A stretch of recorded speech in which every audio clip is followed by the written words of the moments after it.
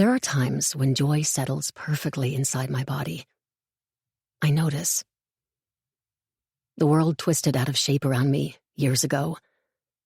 My brain rewired itself to keep me safe. Check your door before bed, it tells me. Once, twice, 3 times. Unlock the door to make sure it was locked, then lock it again. Look through the peephole. Make sure the stove is off. Is the dog okay? Is he breathing? Doesn't matter that you've already checked. Do it one more time. My mind. Always anxious. My whole world like a dollhouse. I know where everything is, how everything works. No surprises. Which makes the exceptions all the more vivid.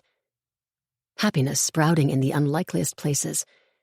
A green spray of ivy curling around barbed wire. Flowers blooming on the grassy surface of a shallow grave. Like now. Gabriel asleep in our shared suite. Me on our private patio. Above, the desert sky. In a few hours, the sun will rise. The hotel, our unlikely oasis of straight lines and modern architecture, will flood with natural light. Morning smells will waft through the air, the rich aroma of coffee, the fresh bursts of perfume, the sweet mist of sunscreen. The pool will shimmer, golden blue, like a mirage. Guests will head to breakfast in a sleepy shuffle. But for now, it's all quiet. All mine. The insomniac's privilege.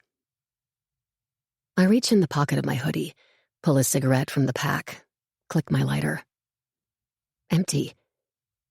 I hesitate, then use the one provided by the hotel for the gas fireplace. First puff. A gust of wind teases the hem of my shorts, lifts it at the edge of the 3 white stripes. I'm not alone.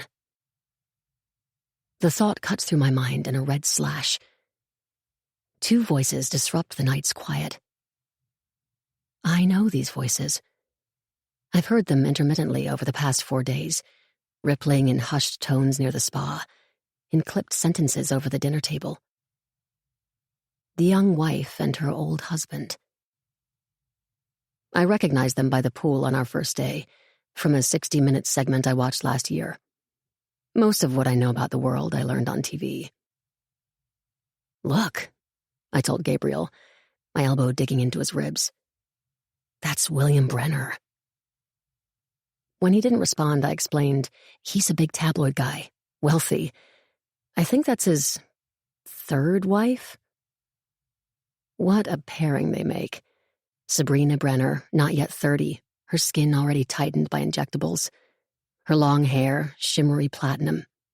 Everything about her delicate and airy, a cloud of sweet perfume enveloping her, something evoking a state fair, the wholesome aromas of sugar and vanilla. Trailing her, the blunt shape of her husband.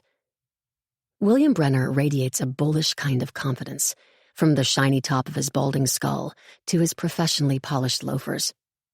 He's got that smile, too, the sly grin of a man who was never wanted for the company of ladies, who knows himself to be not handsome but charming, and who understands that charming is enough to get what he wants.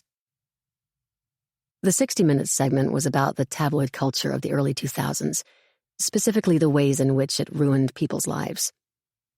People like good stories, William Brenner had said, his bulk perched on an ornate armchair in his Upper East Side apartment. And we are here to give them exactly that. What's he saying now? My cigarette hisses softly as I stub it out on the sole of my sandal. The concept of tobacco does not exist at the Aura Hotel, nor do ashtrays.